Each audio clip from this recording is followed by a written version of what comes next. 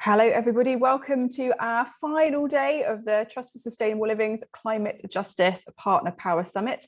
Today, we are exploring economic and social equality, and I'm delighted to welcome Vassilis Gkoumas for our first session of the day. Vassilis is a PhD student at the Land Economy Department and researcher at the Cambridge Centre for Environment, Energy and Natural Resource Governance. That's really challenging to say. He's researching the economic and social impacts of protected areas on local communities using data from national parks and spatial modelling to assess the distribution and social impacts of the parks across different regions of Europe. Vassilis is going to be exploring with us today nature-based solutions and how to implement and finance them equitably. So welcome, Vassilis. Thank you very much for joining us, and over to you. Perfect. Thank you very much for the introduction, and thank you for having me. I'll just share my screen now. Perfect. Just give me a sec.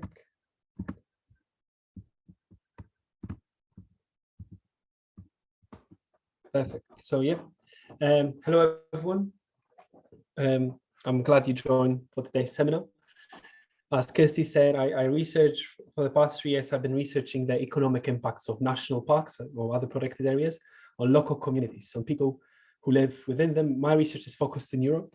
And that's where I've been collecting my data from and using secondary data. By training, I use most economics methods to analyze these things. But this is something that always interested me because by and large in Europe, protected areas are conserved for either, by the primary objective is to conserve biodiversity, but also for tourism. And this raises a lot of equity issues as we sort of impose the cost of conserving nature for the benefit of the rest of us who want to visit this area. So like the idea of having these areas apart from all the other benefits we gain through biodiversity. So yeah, and this is what I've devoted my PhD to. And whereas in today's presentation, I thought I'll keep it a bit more different. Like I thought I like to look into a different topic and a different issue. So I'll look into nature-based solutions. But at the end, I'll bring what we know as nature-based solutions together with what I've done in my research on the protected areas. And now I think these can be merged in a way that not only allows us to implement both these sets of policies equitably, but also to raise money in a more effective way to finance our conservation needs. I'll be turning to you as well during my presentation to ask questions or clarifications, and feel free to interrupt me whenever you feel like this. I'm very happy to hear what you have to say as I talk. So yeah.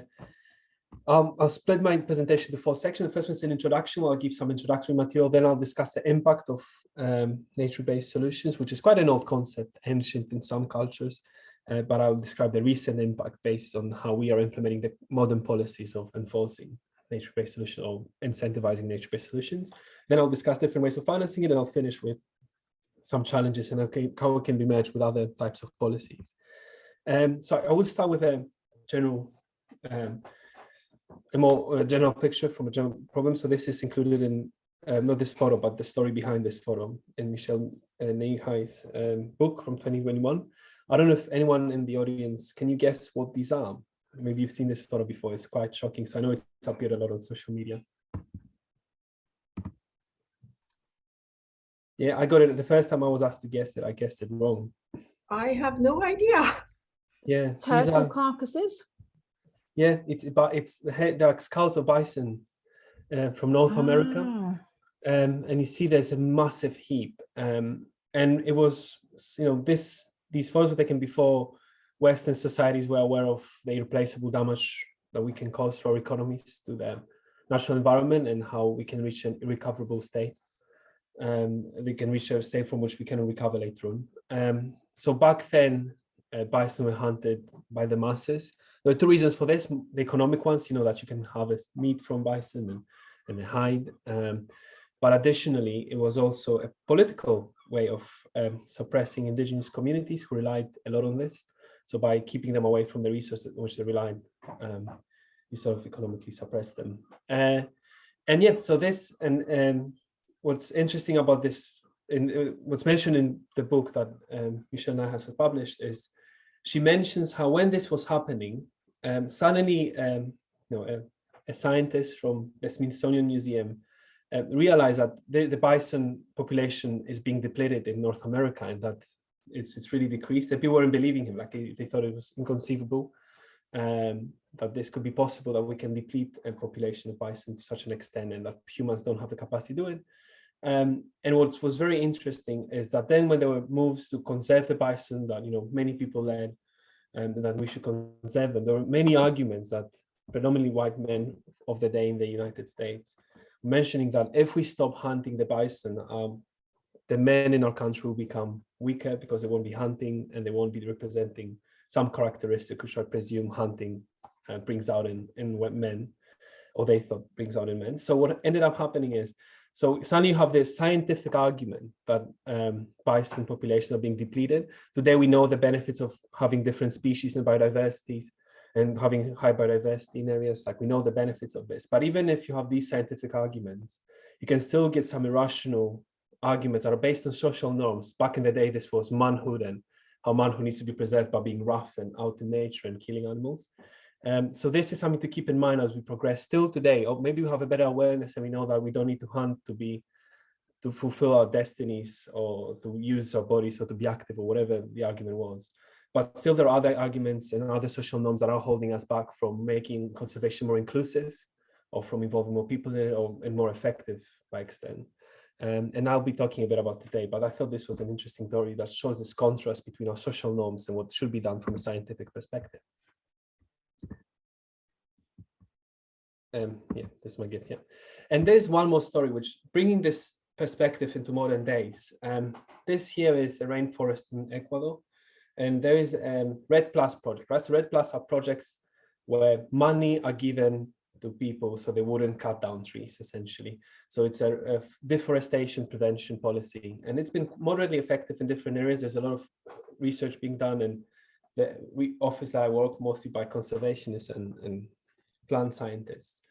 But what's really interesting, an interesting story that was published in this paper that I'm referencing on the bottom right corner, is that there are some projects, an example in Ecuador, where they were ineffective because the local communities weren't consulted sufficiently on how the project should be structured in this specific area of the rainforest. And this is significant because, in different areas, communities may rely on different resources to gain from the forest.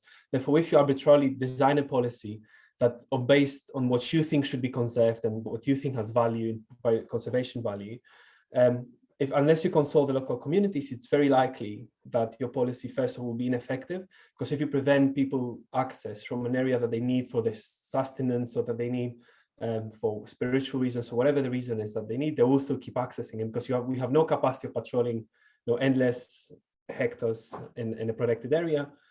This means that the rules will be broken that we have designed unless you enforce them really forcibly, which, as I said, is inefficient, expensive, and it doesn't work.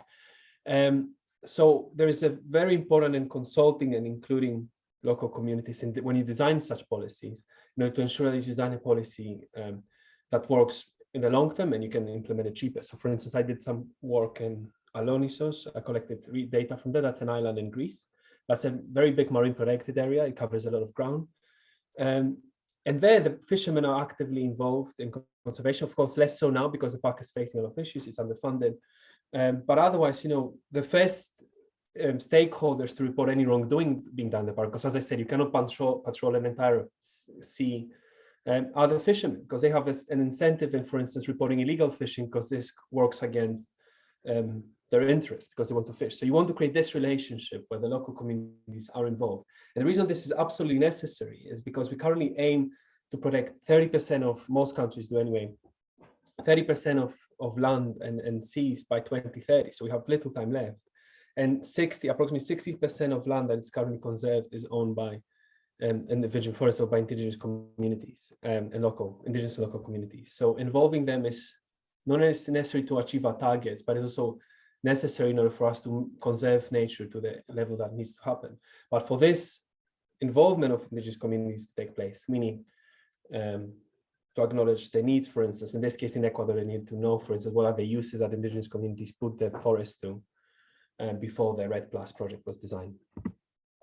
So this is with introduction. Now I'll move on to nature-based solutions, because I think nature-based, as I said, it's an old concept, even in, I think it's 20 years old, and it has been really pushed by IUCN, which is sort of the international organization for designing such, for defining protected areas, and like it's a network that does a lot of work in this space. But otherwise, nature-based solutions have been applied for millennia by indigenous communities who, you know, for lack of, for instance, the advanced technologies that we use currently in Western societies, they would apply a lot of their knowledge on nature in order to mitigate some climate effects, climate change effects, or to mitigate some natural disasters which would occur regularly, or even to clean water, for instance, for them to drink. And these are designed, so this is I think the recent definition provided by the UN Environmental Assembly, which is that actions to protect and conserve, restore, sustainably use, and manage natural or modified terrestrial, freshwater, coastal, marine ecosystem. So I think what's different here with other conservation efforts is that nature-based solutions are actions, right? So you do something specifically to perhaps gain a service that you're looking to get out of this. Of course, there are many benefits to a specific actions can do, but there's, you know, primary objectives for which nature-based solution will be applied.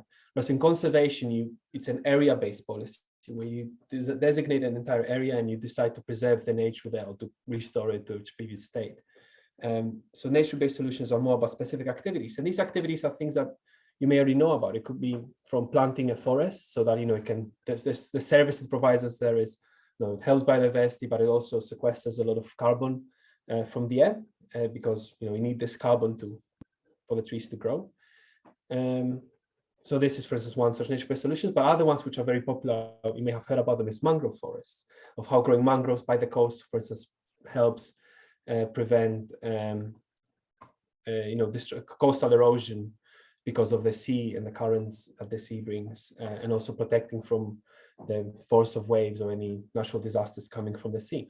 Another one is, for instance, many cities use them, and although they're not nature-based solutions, they're sort of constructions that use some aspects that we know that nature is using to complete its natural cycles or whatever else, and we decide to replicate this to meet our needs. So, for instance, many cities have reservoirs of water. Of course, these, depending how they're implemented, could be destructive, but otherwise they're very good methods of creating, for instance, different ecosystems, or cleaning the air, or using it to clean wastewater. So there are many such uses. So nature-based solutions would be such actions that help us achieve a goal and achieve a service through using knowledge that we have gained from nature. And there's no part of the world that has more knowledge about such service that nature can provide than indigenous communities have relied on this a lot, whereas we have sort of diverted from it because we have found ways to meet our needs temporarily anyway by using technology. So, and the impact of those has been mixed. So sometimes they work, sometimes they don't. And more than anything, we are struggling with measuring the impact that they're having. So this is a problem. We don't know, for instance, if you plant a tree, it's very hard to measure what is the impact from this tree, let alone if you plant 1,000 trees, because obviously the effects of planting 1,000 trees compound, and especially if the system for financing this planting of trees is so disassociated and it's placed in different areas of the world that it's very hard to measure the impact or the flow of money. So to give you an example, for instance, whenever you're flying, maybe you have noticed recently, in the past 5-6 years, you can offset your emissions. This is money then that you pay by offsetting your emissions that goes maybe to the company you book your flights through. Then this money is paid maybe to a broker, and this broker then is going and funds projects on the ground which are maybe run by international organizations who run other small organizations on the ground and plant their trees. So it's very hard to monitor, for instance, the flow of your money or the impact that your money has had, especially long term, right? Because let's say this chain of events that I described is working really well, but after 5 years there's a forest fire and the tree you paid to be planted is burned. Therefore, have you really offset your emissions? So this is very problematic, and the investors, to be honest, they don't see always the value of doing that because it's not very clear how you get your money back. There's no such system. So we'll be discussing this as well, a bit, how you can do it. Sorry, this is a repeat.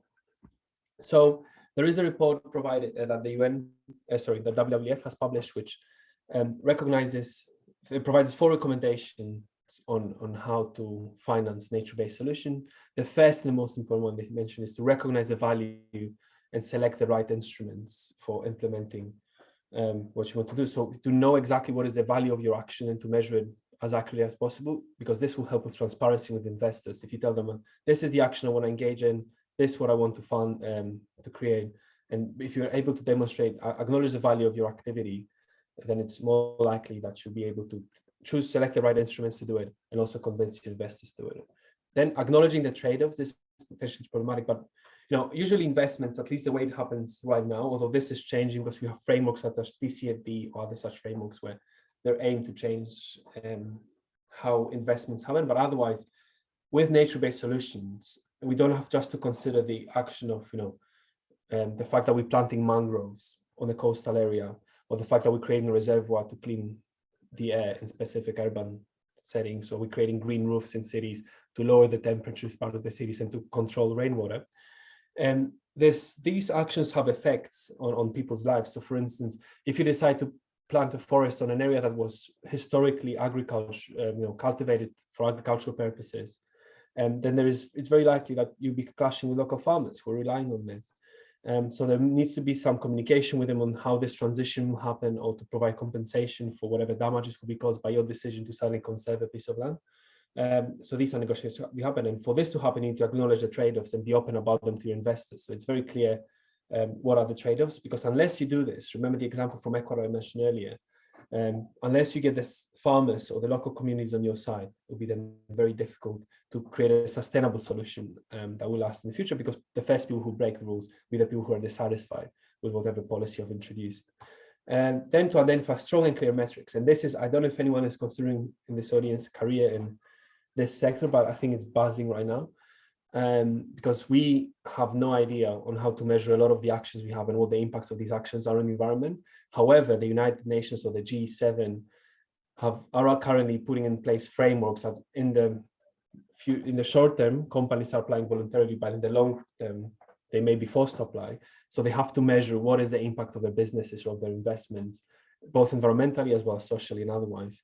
And for this, you need very strong metrics. So what is the effect on society if you just remove a ton of carbon from the air? Like what will change in the world? And it's not very clear what it is, and we need to find a way to measure it, especially in some industries, which we don't know how to measure it for, such as construction or textiles or clothing, where you have different things, very worldwide supply chains, which are really complex, and it's very hard to track the source of your resources. But also, I had this, I was speaking to someone recently, you may have seen it somewhere, but the biggest impact that owning a pair of jeans has on the environment, I always thought it was water, but water because that goes into growing the cotton, but turns out it's the water that you're using to wash your jeans several hundred times while you own them. And so all these things need to be measured one way or another, so exactly both throughout its life, but also throughout the world, how the product or service you're purchasing affects the environment.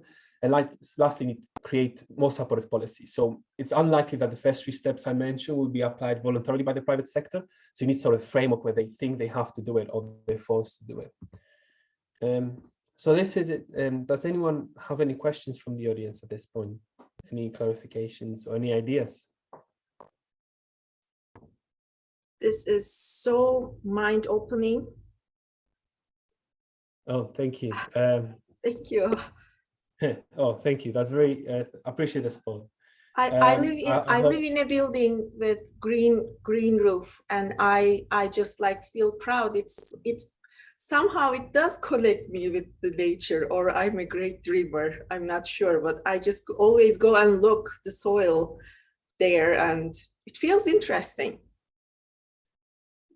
Yeah, I agree. And I think I've been involved in the green roof projects as well in my hometown in Athens. And I think it also brings people in. So there were many people in the building I lived in that I never talked to or know, or because we never run into each other. But because suddenly we had a communal green roof and everybody had sort of a part of the roof that they were taking care of, it really brought people together as well. So I think there's a communal effect apart from the clear effect of, having a green roof that controls waterfall, or runoff water and decreases temperatures in cities because you have more precipitation taking place. So it's really I love green roofs as well. So I hope yours is healthy and you have good strawberries coming out of it or whatever else you're planting. One more thing I want to mention about financing before we move on is, you see, so this is this timeline, not timeline, sort of a graph that was created by the WWF in this report I mentioned earlier. So it's a bankable blueprint book. And what's interesting here, they say that, you know, you need to tailor the products that you want and what you want to create to different financial institutions or different parts of the financial system that can raise you the money for it.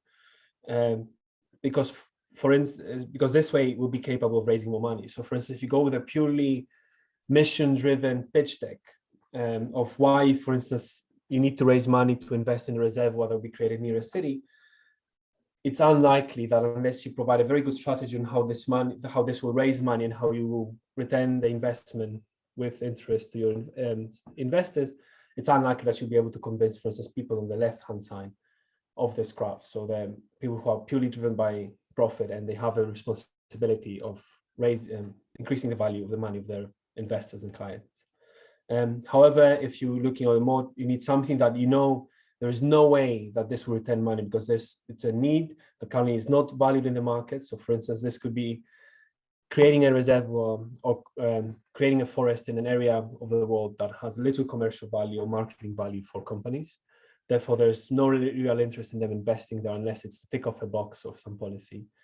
So it's less likely that you'll be able, then you have to go to those charitable donations. So I see those things in the chat, so I'll look really quickly and see what it is. Oh, no worries, Godfrey. I hope this recorded, so I hope you are able to see later the parts that you missed. So yeah, but there, as you can see, there's a lot of different institutions that are currently looking for ways to fund sustainable projects for different reasons, right? One is for voluntary purposes, because currently there are some frameworks being put in place, such as the TCFD, which I mentioned earlier, where companies are expected in the future there'll be forced to not only to measure the impact of their activities, but perhaps to offset their emissions or to offset their footprint. Therefore, they will have to find ways to offset them by paying, you know, some company on the ground to plant trees, for instance, to offset. Offset means, you know, to compensate for the emissions that have been producing. So they will have to pay the money for, say, okay, listen, I produced 10 tons of carbon last year, so here is money to plant trees that will sequester 10 tons of carbon from the air. This is sort of the general idea. So they're anticipating this will happen, and therefore they want to get ahead of the market and ahead of the competitors and do it because increasingly clients are looking, for instance, to make sustainable investments. So there is money a bit around, but the markets we have for nature-based solutions or for offsets that I mentioned earlier are not mature enough to demonstrate to these people on this graph on why they need to and why it's a good investment to give them the money and do it. So there are some parts that need to be improved in order to take the money that's already ready there to be given. Cool. So one more thing. So I mentioned earlier. So one thing I mentioned here was that you need to acknowledge the trade-offs. So I want just to demonstrate something in my works where I'm studying protected areas. This is the sort of trade-offs that I have to work with. So the positive side, you have, you know, high agricultural productivity, tourism and development that bring, you know, more income into society, because then you create a national park or protected area and more people want to live there because they want to experience the national park. There's a higher agricultural productivity perhaps because you know, you're conserving part of the river that feeds into the agricultural production of the area, maybe better quality of life, conflict resolutions, because keep in mind that protected areas, national parks sometimes are created in areas that don't have, for instance, democratic systems or strong institutions that would protect the property rights of interests of the citizens. But then by creating a national park, which has its own set of rules, its own set of regulation, its own governing body, you're able to provide some structure that otherwise wouldn't be present in this area. So there is positive. Of course, national parks are incredible of conflicts because suddenly you have people who are pro conserving the environment clashing with people who are actually losing out on conserving the environment. So don't get me wrong, I love national parks. I think we should protect as much of biodiversity as possible, but I don't think that my desire to do so overpowers the actual economic loss that people in some areas will sustain as a result of the creation of this national park. Therefore, I think, you know, you have to weigh these things, and when you weigh them, presumably you value the opinions of the people on the ground more so than mine, and you'll be able to reach a compromise where they don't lose as much, or they're compensating for the loss to the satisfactory level, so that this policy can move forward. And on the negative side, for instance, decrease in income or lower economic growth, because suddenly there's less things that you can build or produce or extract from this area because now it's protected. And so now moving, so I started off with nature-based solutions. Now I'll mention some other policies, and I'll finish with, I think, how they can be combined to create a framework in which you can finance conservation through nature-based solutions. So I promise this will all come together. So I don't know if you heard of the Aichi target 11. So it says we need to we had to conserve 70% of land and 10% of coastal areas and marine areas by 2020. And I don't know if you've heard how we've done. So does anyone know if we were able to reach the first two goals? So were we able to reach 17 and 10% of conservation by 2020? No. No, yeah. The truth is we came really close, really close. So we did like 17% of land close. I show you exact numbers now, and maybe close to 10. But this is not the only. First of all, there's many more targets that we need to reach, except for protecting area. But even in this target of its own, in the target 11, we haven't done really well with the remaining points. So the first 2 points, okay, you need to conserve 17 and 10% respectively. But it also has to be done effectively and to be managed equitably, and it has to be ecologically representative. Like you cannot just conserve one type of forest or one type of habitat, and they have to be connected with each other, and they have to be integrated with the landscapes. So in all one of these, not only have we failed to reach them, in fact we have failed to measure our impact as well. So we've been very bad at measuring that. And so this is more or less how we've done, based on the last Living Planet report. So we're under the target. So I guess you're right in saying that we didn't make it, but we came awfully close. My problem is not with missing the 70% target here, for instance. My problem will be more with how we achieve the 16.64%, because I think it's not very representative, and same with the 70.74. And what's the problem now is that our next target is to reach the 30%, and it's already been incorporated in the biodiversity strategy. It's already part of the EU Green Deal, and many countries have said that this is the target we'll go after. Sorry, I'll move next. So this is very expensive, right? To reach this 30%, this is a lot of money. This means that suddenly a lot of land that currently has a good value because you can build on it, you can cultivate it, you can build roads on it, anything you want to do, you can do on it. Suddenly this land, you will not be able to develop it. At the same time, whatever activity is taking place there right now would have to stop or change or discontinue in such a way that the environment won't be degraded as much. So we slowly, as we getting closer to this 30%, running out of options of land to protect that is allowing that it's cheap for us to do it. Like there's few remote areas now that are left for us to protect. We have to, compromise some of our activities and some of our gains from extracting the environment in order to conserve them. And this gives us two options, right? This gives us the option of either splitting the world in half and protecting half of it and living in the other half of it, or the other option is to find a way to have a smaller impact on the environment and try to preserve our livelihood as much as possible.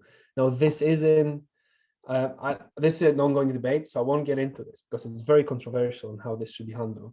But what I will say is that no matter how you want to reach this target, this will be very expensive to reach, and we need to find ways to pay for it, to compensate the people who are hurt by our policies the most, and not only, it's not just paying them money, right? It's providing them alternative solutions to create a lifestyle that is just as good for them as before. And by lifestyle, I just mean quality of life in terms of where they get to live or how expensive the cars are. This means accessing resources that they need. So an example I always give for this, because I speak mostly to people in Western societies, I don't have as much experience working in developing countries. But I was always astonished when I moved into the United Kingdom, where I'm studying now. I was always shocked how people love hiking and walking. Like it's crazy because it's a reasonably flat country, not really mountainous. And I come from a country that's very mountainous. There are many countries in Europe that are very mountainous. But yeah, there's this passion for walking out in nature and spending time. So there is a connection with land or with nature in the UK. And the UK has one of the poorest biodiversity levels in the world, if not the poorest. I think it's the lowest.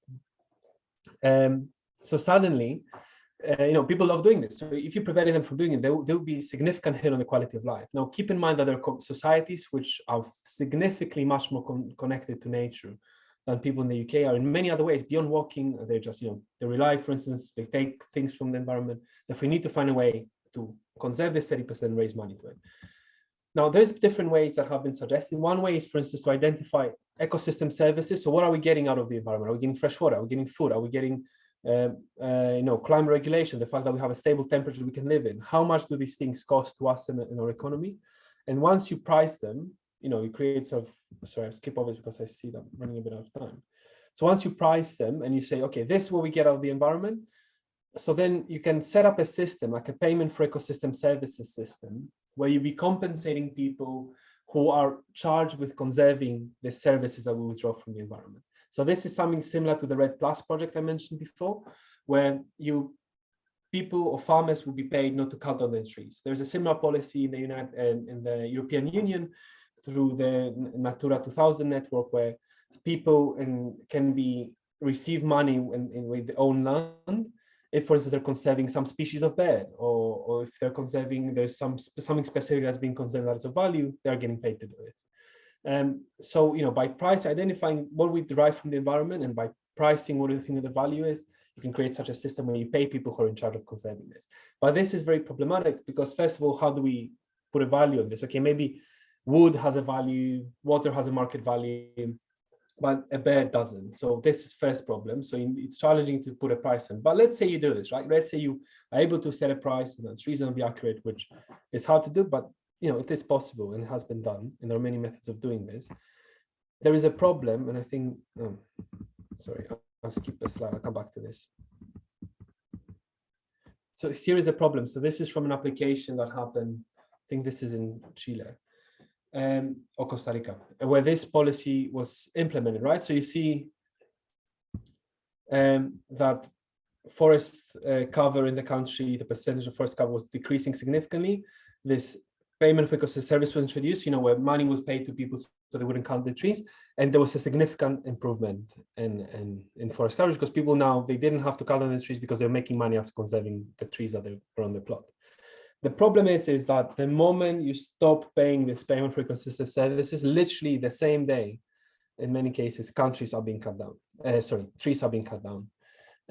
Because once you stop paying people, there's no more interest in doing so. So this policy is not very sustainable to the extent that unless you can sustain the payments indefinitely, which could be done if presumably, if you manage to create a system where companies have to pay, like the private sector would have to pay offsets or to compensate for the emissions that they produce. So this money could be given for payment because the services, and this like a win-win situations. But I think it's hard to establish such markets. I know there's cases where this has been done. For instance, there have been cases where there is a river, let's imagine a river, and upstream you have farmers who use fertilizers and biocides to keep the farms more productive. And a lot of runoff water brings this into the river system. And then downstream, you may have a bottling company that produces beer or a soft drink or juice or whatever. And they rely on this water because that's the water they use for their drinks.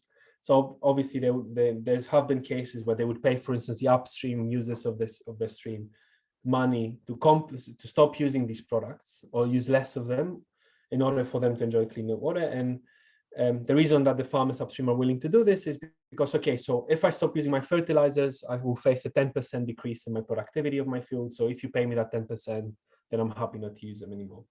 But otherwise, imagine doing this on a countrywide scale with many people, that the amount of negotiation will have to take place to be crazy. So that's why this method has had limited success so far, I may say. The other one, what I would suggest, has been ecotourism, which is on the far left.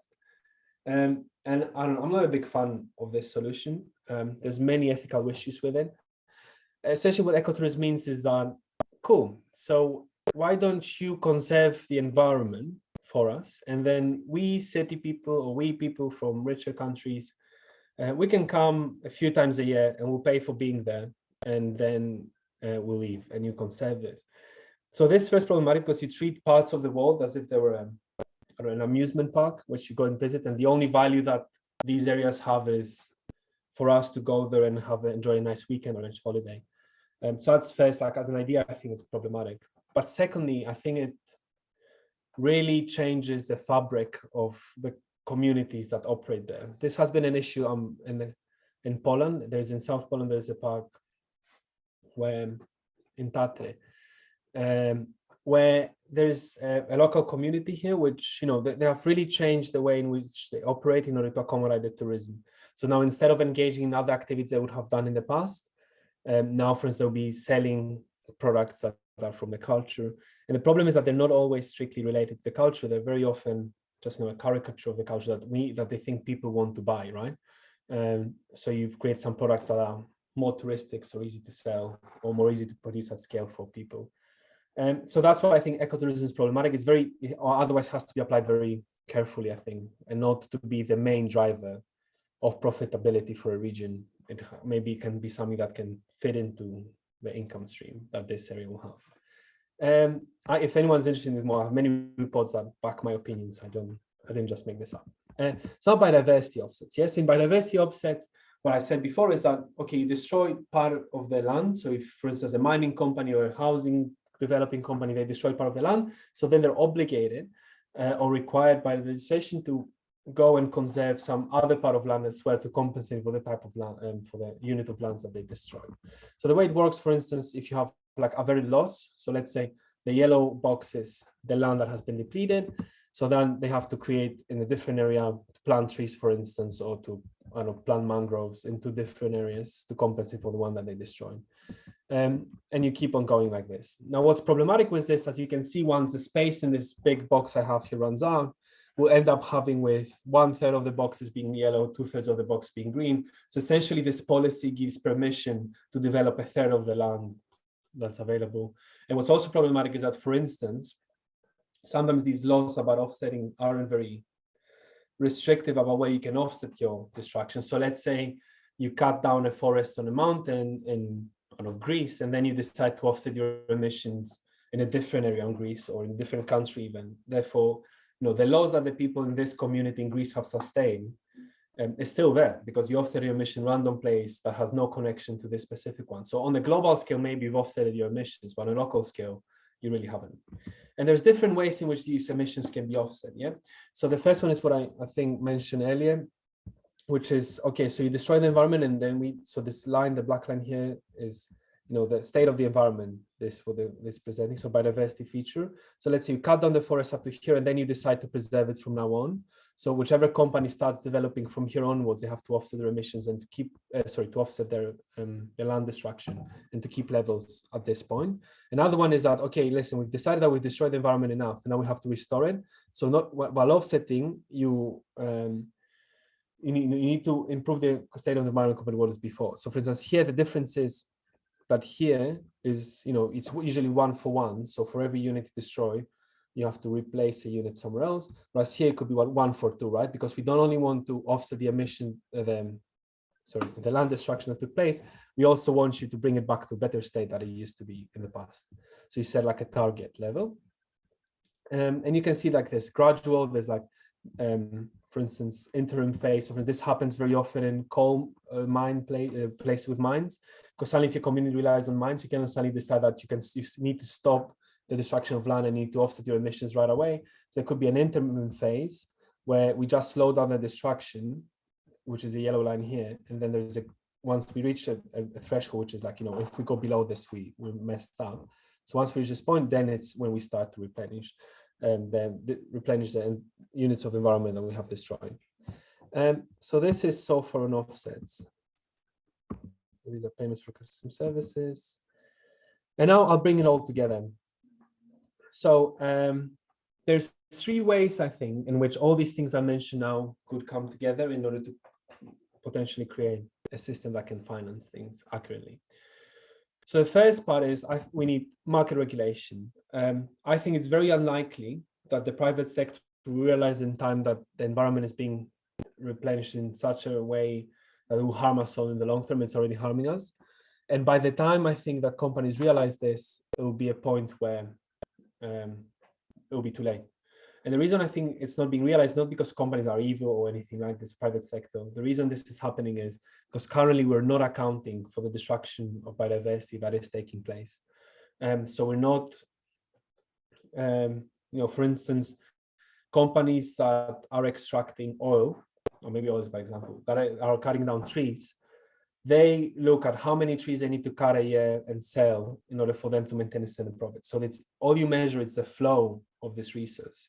What we're not measuring adequately is what is the stock of the forest that is being left. Because, and if you think about it, and whoever has experience in the private sector, if I own a factory, right? I own a factory that produces furniture.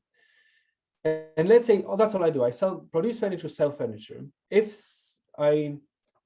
Let's say 1 year, and I make 1 million a year. 1 year, I decide to sell part of my factory. So I can't, have some machine in my factory, and I decide to sell it. Obviously, my profits for this year will increase because now not only I made 1 million from selling furniture, I also maybe made 200,000 from selling part of my factory away.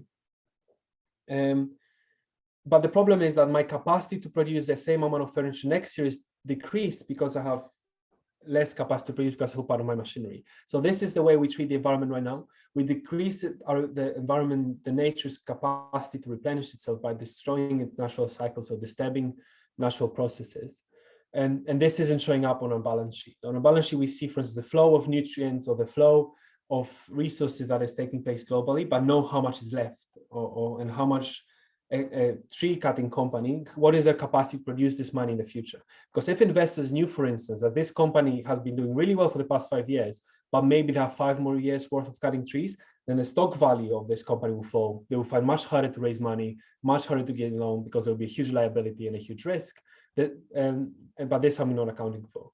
And this is a problem, for instance, that coal factories face right now. So coal factories that produce electricity is that investors suddenly realize that coal isn't sustainable because in the future governments want to ban coal. Therefore, it's very hard to open new coal factories, which unfortunately still keeps happening, but it's very hard.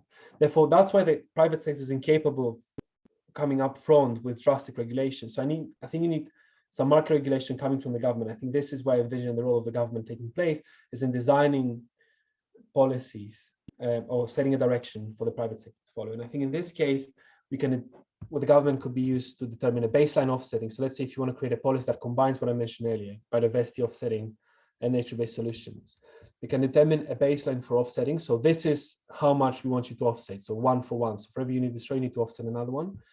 To set a requirement for it, so that if you destroy a part of a land, you need to restore it elsewhere. And to define a metric for measuring degradation. So how do you measure what is degraded? So for instance, if I cut down a forest that existed for 500 years, is it enough for me to plant 500 of the same tree, like palm trees? Is it enough? So, to determine these rules of how offsetting will happen. And then just to provide money and support to start the market, because the market cannot start overnight. You need money to get it going, to get the first clients and the first projects in. The second thing I think needs to take place is to create a biodiversity bank. So this will be a bank that stores all these projects where companies or investors can purchase to offset their emissions. So if you're a farmer, if you are I don't know, a local municipality or a local government, you may decide, like local municipality decide, listen, we want to create, we are afraid of sea level rise, therefore we want to elevate our area, or for instance, to put place some vegetation on coast to protect ourselves better. And they can upload this project they have on the bank or including the bank and then raise money through it. So then whichever investor is looking to offset them the biodiversity degradation that has occurred, they can go through this bank and purchase and exchange goods. But to do this, you need to define the metric for measuring degradation. So for instance, if a company emits CO2, how do you compare this to planting trees, right? So you need to have this exchange rate of how this happened. And there are cases of what has happened. I think there's a pilot in the UK that worked moderately well, where they piloted offsets, biodiversity offsets. And then they can bid and purchase it. And the last thing I think is you need a lot of transparency, right? So everybody needs to have access to these projects and be able to purchase them. And there shouldn't be many transaction fees, so it should be free to purchase them. And whoever makes money will be the intermediary companies that will be connecting the sellers of the projects to the purchasers. And where I think nature-based solution can fit into this, because what I'm trying to do now is combine biodiversity offsets. So I'm providing a framework for setting biodiversity offsets where if someone destroys the environment in one area, they have to replenish someone else. If you include into this nature-based solutions, you can increase the marketability of biodiversity offsets. Because if for instance, an airliner needs to offset the emissions they have generated by flying airplanes, and they can pay, for instance, a municipality to plant a park, an urban park, or to fund green roofs, for instance, in their area, then these are projects that are worth funding. I think it's easy to generate money for them, especially the requirements created for this to happen. So I think there is a lot of potential to combine biodiversity offsets with nature-based solutions by using a biodiversity bank. And I think this is what I had from my end so far. Yeah, I'm right. Yeah, this is what I had. So thank you very much for listening. I'm happy if you want to reach out to me on LinkedIn or Twitter. These are my accounts. Otherwise, you can just Google my name, and my email is readily available for my university. So I'm very happy to connect and to discuss further. Let me just see what I have in the chat. I'll just close my screen. I see I have something in the chat, but I'm not sure what it is. Wonderful. I wonder if Comfort or Daniel. Yeah, Daniel's got a question. Go ahead, Daniel. Yeah, yes, please. So I was wondering if you think that the governments can should take the money from things that directly get from nature, like things like agriculture and ecotourism, to invest in the conservation and restoration of lands and water and carbon capture and storage, or maybe we should much more focus on what we do on our local scale, more about spread the word about like green roofs, rain gardens, construction wetlands. Perfect idea. Is there which part of the world are you from, Daniel? Are there any such projects taking place where you're from? I'm from North Macedonia, Europe. Yeah, so I'm from Greece, so we're very close. Yeah, I think that's a good point. However, and I'm a big fan of individual action. So whether it's eating greener or traveling greener, or channeling as many of your lifestyle choices towards a sustainable direction, I think it's positive. However, here is the problem. I think there are many choices that are taking place globally that are beyond our reach, and we're not involved in the decision making, and we're also not affecting them as consumers. Because, for instance, if I purchase a car, if I purchase housing, if I purchase food on everyday life, so I have a direct relationship with the people selling these goods to me. So such companies may have an incentive to produce goods that will be more desirable by me. However, there are some markets, like commodity markets, for instance, the way that corn is being traded globally, or iron ores, and companies that are massive, but we don't know their names because they have no interest in marketing into us. I think it'll be very hard to reach such companies with individual action. I think there, and not only that, I think the scale of the problem is so big that it surpasses, for instance, the rooftops of all the houses that exist in the world. It surpasses all the coastal areas we can plant mangroves. In these cases, I think what needs to happen is these companies need to create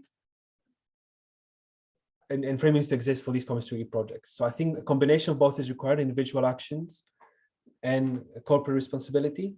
But I don't think that one can happen without the other. I don't think we can reach the level we need in biodiversity conservation just by changing our behavior. I think corporations need to change their behavior and the way in which they act responsibly and account for their environmental impact. Does this answer? I can go to you in a minute, Comfort. But does this answer your question, Danny? Is it maybe something more specific you're thinking of? No, thank you. Thank you very much. That's a good question. Thank you for asking it. Yeah, go ahead, Comfort. Okay. Hello, everyone. Thank you very much. Yeah, thank you for the awareness. Some of the things I'm hearing this morning, there are some of them I've not heard before, so it's really getting me more aware. Thank you very much, Michelle. I want to ask, how does this impact on indigenous people, especially conservation and some areas, coastal areas, like some parts of Central America, some communities in Central America, and some other parts of the globe, where their only means of survival is the land and the water. So how does it impact on them, or how does it affect them? Does this also involve such people? Thank you. Yeah, of course. And that's a very good question. And by no means am I an expert of indigenous rights, or they used to put things. But I've met enough people. I think that's how I met Kirsty, to be honest, who's in the audience, by attending such events where people were sharing their experiences from conserving indigenous lands. And I think this is the way in which the model, of the 80s and 90s of conserving nature has failed, because what we were doing then is we're just creating areas which will be conserved, setting them apart from our society, and deciding to conserve them. And our primary objective was biodiversity conservation, which many Western countries thought that this was the word for it. Like they had the moral high ground. Like this is such a noble cause, conserving biodiversity, that it's worth being less conscious of people's rights to do it. And I think, what's problematic with this is that, as you said, you design these conservation areas and then people's rights are affected because they cannot do their own ways, first of all. And second of all, many of these communities were conserving land before we ever thought that it was necessary to do it. And then you just come in and say, yeah, actually, you've been doing this wrong. This is how you need to be conserving land. And it's very problematic because this way you, first of all, you ignore a lot of knowledge that exists in how this land should be conserved. Secondly, you disassociate yourself from the local community so you can rely on the help. And thirdly, it becomes much more expensive to do whatever you thought you should be doing. So therefore, I think this is moving in this direction, by the way. I don't think this is something radical I'm advocating for. I think all the global policy frameworks are currently being designed on how to conserve nature are designed around this idea, because we have realized that we cannot reach our conservation targets without the involvement of indigenous communities. So from now on, although there is a lot of room for improvement, I'm not saying that this is enough, but I think already indigenous communities are involved much more. And IUCN has acknowledged ICCA, so these are indigenous communities conservation areas. So we're no longer considering just protected areas as conservation projects, but other types of such areas.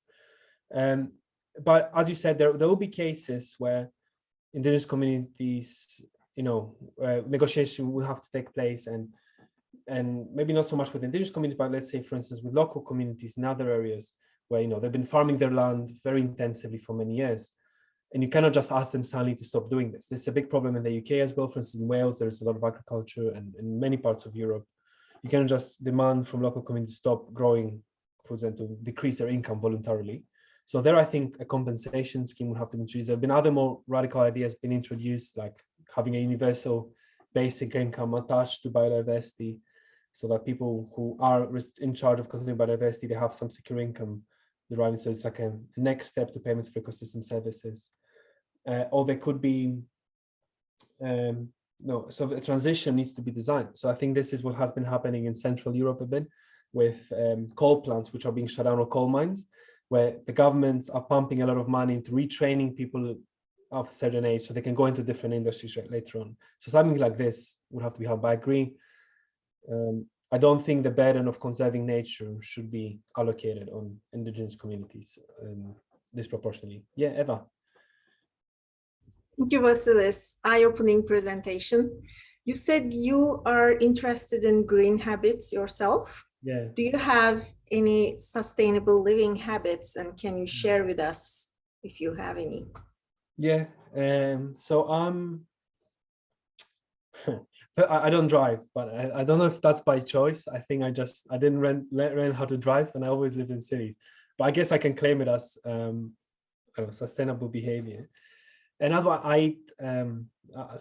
I try to be vegan, but I'm not when I'm traveling and not on holiday. So I'm not a full-time vegan, because I like to experience other cultures and other foods that exist. So maybe I eat vegan, I don't know, 300 days of the year.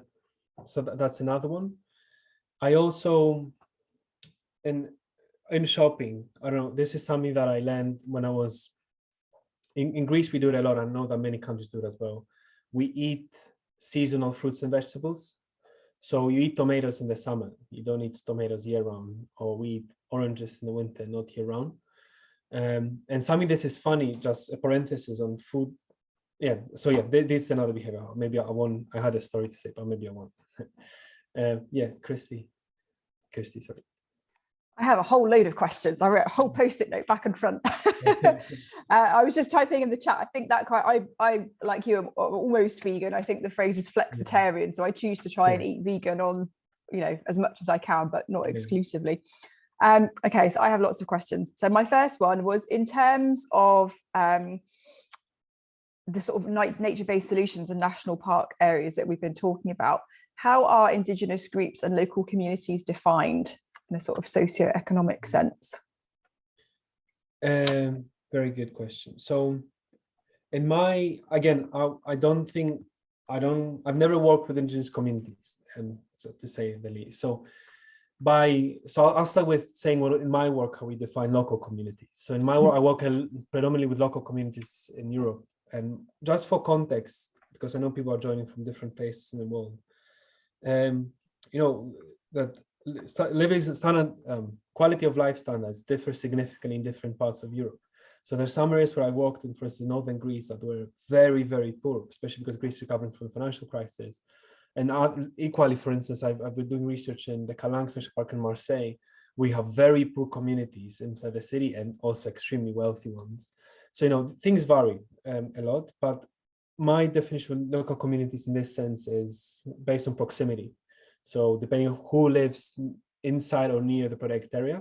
And this sort of part of my work is in that currently we don't know who is affected by protected areas geographically. So if I live 10 kilometers away, am I affected positively, negatively, or how about 50?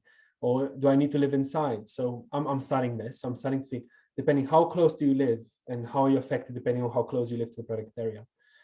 So my definition is based on proximity, because otherwise I think you get into a very dangerous debate with yourself, or definitional debate, where you define local communities of a protected area depending on who makes use of the protected area. So for instance, okay, if you're a farmer, definitely affected, yeah, or a fisherman, a fisher in a marine protected area, definitely affected. But I know sometimes there's such nuanced relationship that people have with their environment that I don't want to assume what they are, or I don't want to start guessing. And even I'm doing interviews, right? So I've been interviewing people, like let's say before we started doing our surveys with our research team, I interviewed 20 people who represent their groups to ask them how they use the environment. So I have like a good idea of what is going on more or less, but because I don't want to presume in case someone's excluded or a community included, so we just do it geographically. Now with Indigenous communities, I'd rather not to get in this definition because I know it's very challenging. I know there's a lot of debate going on by experts in this field and by Indigenous communities themselves. And I don't think I've read enough or understand enough of it to engage in this. No, that was great. Thank you. That was a good answer. Okay, my next question was, who decides which areas are going to be protected and used for nature-based solutions, and how do they decide on those areas? Oh, epic question. So this depends on how the policy designs. For instance, there is a nature-based solution type of framework in the US where each year farmers would submit a proposal. So there's I think, I don't know who runs this. I think it's the EPA, but I'm not the Environmental Protection Agency, but I'm not sure. So farmers would submit the bids to this governmental portal where they say, okay, I'm willing to plant, 2 hectares of hedges around my field if I get this amount of money from the government, right? So all these farmers would submit their proposal, their bids, and then there's an auction and the government chooses which ones they select, which one they think they're cost effective and selects them. And that's how it works, right? So farmers first decide, I'll do this on my land. And I think there's a lot of potential with that, especially in Europe, because there is a lot of private land and a lot of private land that is cultivated or owned by people. So there's a lot of potential for people to engage, not just public lands, but private lands in the scheme. So if this banking system I mentioned earlier operates similarly to how it operates maybe in the US, but maybe not with an auction, but more with a market system, that would be perfect. Otherwise, I think that's one way. Otherwise, I think they could be attached to other policies. So for example, I mentioned earlier the Natura 2000 framework, where people will be given some money, for instance, not to protect the trees in the lot, in the land unit they have, in order for the species of bird to survive. So they can also be engaged in planning this. But otherwise, yeah, I imagine that's how I imagine this happening. Great, thank you. Okay, you're doing really well here. 2 more questions to go. Well, so we spoke, actually the the recording or the session you've just done for us really highlights some of the work we looked at earlier in the week as well. So one of our previous speakers was talking about RED, and one of the questions that we put to her that I'm going to put to you as well is, how can we promote nature-based solutions without those becoming a get out of jail free card for companies that are damaging the environment, that are putting out a lot of carbon dioxide into the atmosphere, that are, you know, polluting? How can we, you know, promote these great ideas? Because I really believe in nature-based solutions being a real important way forward, but how can we promote that without it being an excuse for companies not to change their own actions that are damaging the environment and the atmosphere? Well, perfect point. And I think the answer to this is that the only reason that, for instance, these are currently such measures like nature-based solutions or carbon taxes or emission permits or whatever you call them are treated as get out of jail cards is because they haven't been priced properly. Because if, for instance, it was expensive enough to emit carbon, then companies would have to more drastically change their behavior because it wouldn't be financially sustainable for them to keep paying these emissions. Similar with nature-based solutions, if the requirement was high enough of what you have to offset for the emissions you have to do and compensate with nature-based solutions equivalently, or if you suddenly decide to, you know, some companies engage in nature-based solutions not just to offset any behavior they have, but they would engage in it to protect part of the supply chain or to protect part of, I don't know, the production facilities or whatever not. So there is like an existential need as well that creates this need for nature-based solutions. But since we're talking about the suggestion of combining biodiversity with nature-based solutions, I think if there is the requirement is high enough, and I think this is the extent to which I envision the government being involved in setting up such a framework, is in monitoring and enforcing and regulating such a market. So similarly, how you have central banks regulating financial markets, you need a similar infrastructure and to regulate offset markets to make sure that, for instance, whatever is sold through the biodiversity bank is something worth selling and something worth purchasing. So I think this is a framework that needs to exist. And if this requirement is stringent enough, then I don't think that companies and the private sector will be able to afford to greenwash their behavior if they were losing significant amounts of the revenue stream and they had to pay up to do the biodiversity offset. The problem is that in many industries, like I know in shipping, in aviation, in cement, we're so far from finding a different way of producing these services in a more sustainable way that governments are very hesitant of pushing these industries too hard because there's limited alternatives. So I think I can see why it's politically very difficult to achieve this. But yeah, I believe in market solutions being effective as long as they're priced correctly.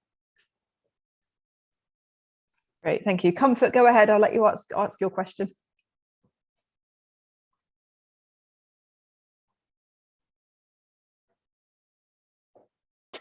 Okay, thank you once more. I want to ask whether is it possible to be intentional about educating the indigenous people about this, because most of the food come from them, and some of them might be interested in this as this will impact the environment positively. So is there a way, a kind of awareness campaign can be taken to such people to educate them? Because if they are really aware that, you know, it's for the benefit of ensuring that they are safe, their environment is better, I'm sure they'll be interested. Thank you. Yeah. Yeah, good question, and it's hard to answer because this is not part of my work, and I don't know what's the right extent to which indigenous communities should be trained, because I think so far policy making and policy design has been dominated by Western countries, whose policy making has been lobbied by private corporations. So I think we are currently, by we I mean Western countries, are dominating this policy making. So I'll be more hesitant when indigenous communities are to be involved in these processes. I think the negotiations should start the other way around, because I think currently the status quo is designed in such a way that oppresses the activities of the indigenous communities in many ways. So I think we need to take a step back, have them educate us first, maybe, and then proceed. But I agree with you. I think there's a lot of potential. There's many things that, for instance, organizations in the West considered as mainstream and we are aware about, which maybe haven't been shared with indigenous communities. So I think an exchange of knowledge is necessary there. But as I said, I've never worked with indigenous communities, so I'm really hesitant of giving an opinion on how this should happen. I'm happy if you have any opinion. I'm happy to hear it, and I'm sure that'll be good. But I'm just yeah, I'm too hesitant to give my own on this because I don't have one really formed in my head.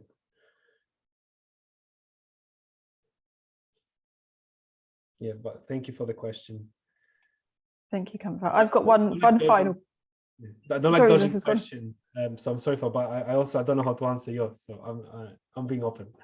No, that's fine. We've had a couple of conversations this week where people have been very careful not to speak and try and be representative of groups that they don't feel comfortable being. So that's absolutely fine. Thank you for being honest. Okay, so my final question for you, Vassilis, is with a lot of the actions, a lot of the work you've been talking about today is very company level or government or global level. As individuals, if we wanted to take actions to offset our carbon emissions, so for example, we drive a lot or we fly a lot, many of us are perhaps able to plant trees in our own locality, but that's not always an option. So is there a reliable place that we can trust, like a website or a group of people that are doing carbon offset projects that you think are genuine and that are the best ones that we can go to if we want to make that decision as individuals? Yeah, good question. If anyone knows in the audience, I want to hear one. So I don't know. I think these biodiversity offsets are not widely available to the public and to the individuals. And this was sort of them. So when I was thinking of this workshop, I wanted to finish with a call to action, but this was before I started searching for how many grassroots biodiversity offsetting movements are out there. And so I couldn't find any market, for instance, for individuals to be involved. This doesn't mean to say that there isn't one. There may be one. I know there's a lot of individual activities, right? So many people are, for instance, planting trees or being actively involved in restoring ecosystems, or they're actively involved in like citizen-based science, where they're recording different things they see and they report them somewhere. So there are many ways in which individuals are involved in biodiversity conservations in a way that's not institutional, but there is in a way in which I know that people can offset emissions. For instance, one way in which you can do things is if like a very easy way, if you're interested in involving yourself in a market that can have a positive effect. For instance, you can maybe purchase, I know many organizations do it, purchase emissions permits in the European Union's emissions trading scheme, because by buying it, you make sure that no other company can buy it, and it drives the price up. So that's one way, for instance, which you can be involved in some schemes. I'm not sure if this is the most effective way of using your money. Maybe there is a way in which you can donate to an organization to do a better job than you would. But that is one. But otherwise, I'm not aware of biodiversity offsets, and that's why I think creating a biodiversity bank, like the one I suggested, it's a very effective way in which individuals who own land, which I know this excludes many people, but these people who own land can offer up their land and sell the right to offset emissions or to plant nature-based solutions there in this specific unit of land they have. So I think there's a lot of potential for this. Yeah, and also green roofs. So I think this is what Eva mentioned earlier. Green roofs are very, they're not cheap. I think when I was I was working a project, so I think the cost then was 100 euros per square meter was a thing. So they're not cheap at all. But if you live in a communal building and you own plan one together, you can divide the cost significantly. And the benefits are whoever lives closer to the roof will have a cooler house during the summer. It means that it's cooler temperatures in the cities. There's collection of runoff, so that's another way in which you can be involved. Yeah, Carl. Yeah, hi, and I'm sorry for arriving late. I just wanted to thank you for the work that you're doing. I think it's really great. But I would also just like to echo that sentiment of, sometimes even to begin to have access to prices and markets and what have you, that is normally the domain of more privileged people. And of course, we know that there's great poverty in the earth, and there are some cultures and communities who don't engage in markets anyway, just through their own normal cultural traditions and things. So I really liked your idea about listening, rather than dictating. And I just didn't know if you had anything further to add to that.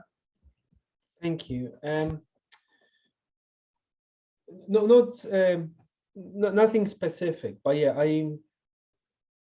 I'm a believer in I think Daniel asked this question earlier, in individual choices, because I think the same way that your vote matters when you vote in elections, I think whenever you purchase something, it's like each time is a vote, and it affects people's behaviors. So I think this is one way in which it can affect things. But I don't think that the disproportionate amount of responsibility needs to be placed on individual consumers. That I think the scale of biodiversity conservation is so big that it surpasses all the individual choices, I think. And that's where I think the role of the government is necessary. But this is a privileged view, as you said, because many countries lack such institutions, and not even far away. Like in the European Union, many countries lack the institutions to implement such policies. And many, as I said, the suggestions I propose are for people who own land. But in the short term, at least, I think the people who are affected the most in Europe, at least, by biodiversity policies are people who are landowners and who are farmers and who rely on natural resources. So in the short term, I think we can gain a lot of support for the biodiversity conservation movement by involving these actors. And yeah, by listening, I think I think the indigenous community involvement in global policy making is a very sensitive matter. So I don't think many Western researchers, I don't think should be engaging in this unless they know exactly what we're talking about and unless they've been working closely with these communities. Yeah. Wonderful. I think we've got one final question from Daniel Vassilis, if you've got time, and then we'll let you have a break from the intense questioning. No, this was good. Yeah, thank you. I have another question about I want to ask if you think sorry, I want to ask if governments governments all the time all the time governments even though they want to can finance or can find the money for nature-based solutions. So where do or to implement laws for nature-based solutions, etc. So where do you think they should find the money or the budget for something like that? Perfect. Yeah, I think when I mentioned before the responsibilities of the government in setting up such a framework, I think I didn't mention them in using any money. Actually, I think the involvement of the government, at least in the market-based solution that I was thinking of, would be only so far as to regulate the market and to set it off, right? Because let's say I create a market suddenly, and I convince a few companies to come onto this market and start buying offset permits. Then unless they have enough offset permits available, they will be interested and they leave the market, and vice versa. If I convince many people to start selling the permits, but no one is willing them to buy them, this market won't work. So you have this issue where in order for this market to function, I think you need to have someone to set it up in the beginning. So this means that maybe the first few projects can be purchased by governments. So I'm sure that many public land exists out there that is suitable for biodiversity offsets or nature-based solutions. So they can set up such a initially the market, and secondly, they can also give support with getting, if you gain the core support of maybe 20 companies and corporations initially, I think this will can kickstart the market significantly, especially if you get, I think I was involved in a project a few years ago where we are trying to define what is the appropriate plastic tax on plastic packaging, right? So how much people should be paying in tax for the plastic packaging they're purchasing. And this idea was initiated by a set of companies. I think it was 20 conglomerates that came together and say, hey, listen, from the likes of Coca-Cola and other such big producers, they say, cool, I think we should all come together as companies and implement this tax voluntarily. And once you have like companies that represent 40% of the market share of any market, then other companies will try and join this. So I think the involvement of the government in this should only be so far of in setting it up and then supporting the first few phases until it kickstarts. Yeah. So I agree, but I don't think governments have the capacity to be paying for biodiversity offsets. Otherwise, they will be doing it already. And all the protected areas that I know of are underfunded and they're problematic. There is a good example. I think the Netherlands has set up a bank for paying for sustainable offsets. There's many municipalities in the US that issue municipal bonds. So there are ways of raising money. But yeah, that's it. Thank you. Wonderful. Thank you, Vassilis, and welcome, Venetia. I can see that our next workshop leader has just joined us. So thank you, Vassilis. We've run a little bit over your timescale, but we really appreciate you answering all those questions from the audience. So thank you, everybody, very much for joining us. A huge thank you to Vassilis there for talking us through nature-based solutions and how we can attempt to implement them and finance them equitably. Vassilis has kindly shared his contact details with you, so if you want to get in touch and learn more, we can share those on our website as well. So thank you very much, Vassilis, for joining us, and enjoy the rest of your time in Poland. Thank you very much. I tried to keep my presentation less dry, but I'm sure that Venetia's will be more action-packed and action. No, that was good. It's quite an intense and difficult subject to make interactive, but you shared a lot of data with us. It was really useful. So thank you very much, Vassilis. Right, good luck with the rest of the conference. Thank you very much for having me. Thank you, Vassilis, very much. Okay, Venetia. Sorry, Eva, go ahead. I was just going to say bye. Bye. Thanks, Vassilis. Bye. Okay. Hi, Venetia. Welcome. Hello.